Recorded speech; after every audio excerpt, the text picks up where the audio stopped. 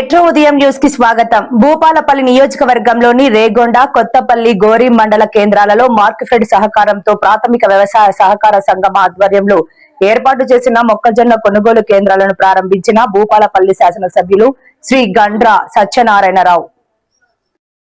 ఈ కార్యక్రమంలో మార్క్ఫెడ్ అధికారులు, వ్యవసాయ market committee chairman Shri Gutoj Krishnaiah, ఎంఆర్ఓలు, ఎంపీడీఓలు, ఆయా మండలాల కాంగ్రెస్ పార్టీ మండల అధ్యక్షులు, మండల కాంగ్రెస్ పార్టీ నాయకులు, రైతులు పాల్గొన్నారు.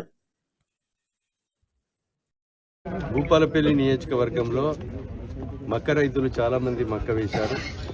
వాళ్ళు ఈ ఏదైతే మార్కెట్ ద్వారా సెంటర్లు ప్రారంభించకపోవడం వల్ల దళారులు 1400 క్వింటానే కొంటున్నారు. అయితే ఈరోజు ప్రభుత్వము మార్కెట్ ద్వారా నిర్ణయించినటువంటి ధర 2400 రూపాయల క్వింటాల చొప్పున కొనుగోలు చేయాలి.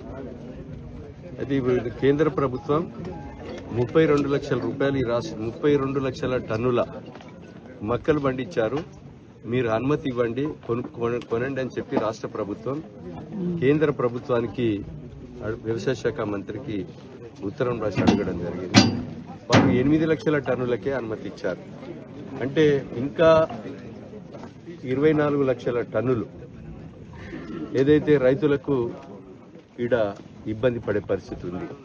కనుక మేము శాసనసభ్యులమందరం ముఖ్యమంత్రి గారికి, రేవంత్ రెడ్డి గారికి, తుమ్మల నాగేశ్వరరావు గారికి వ్యవసాయ శాఖ మంత్రి దృష్టికి తీసుకుపోయి ఈరోజు మక్క కొనుగోలు కేంద్రాలు మీరు మక్కలు పండించే రైతుల దగ్గర కొనుగోలు చేయాలి అని చెప్తే క్వింటాల్కు 1000 రూపాయల చొప్పున నష్టం జరిగిన రాష్ట్ర ప్రభుత్వం ఈరోజు మక్క కొనుగోలు కేంద్రాలు నిన్న చిట్యాల్లో ప్రారంభించాం, మొగుళ్ళపల్లి చేశాం, శాంపేట్ల చేశాంలో, అదేవిధంగా రేగొండ మండల కేంద్రంలో మక్క కొనుగోలు కేంద్రాలు ప్రారంభించడం జరిగింది.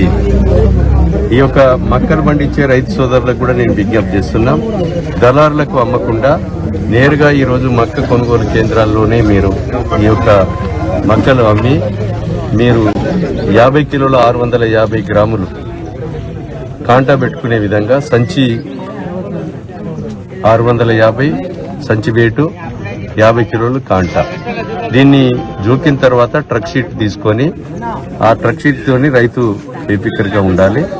ఈ సహకార సంఘ సంస్థ వాళ్ళు పూర్తి బాధ్యత వహించేసి రైతుకు కాంటా పెట్టుకొని మనం లిఫ్ట్ చేసే విధంగా చూడాలి.